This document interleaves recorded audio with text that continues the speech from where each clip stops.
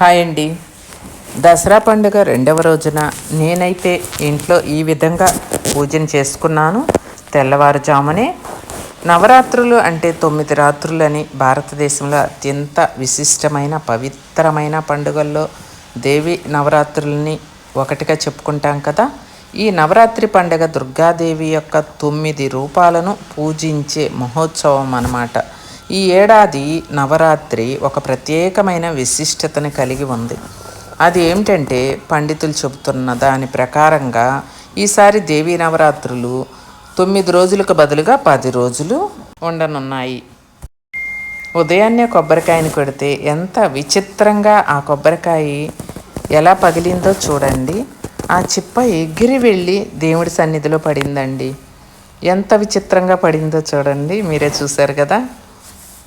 నాకైతే చక్కగా అలా పగిలి వెళ్ళి దేవుడి నైవేద్యం పక్కనే అలా వెళ్ళి కూర్చుంది కదా ఆ కొబ్బరి చిప్ప.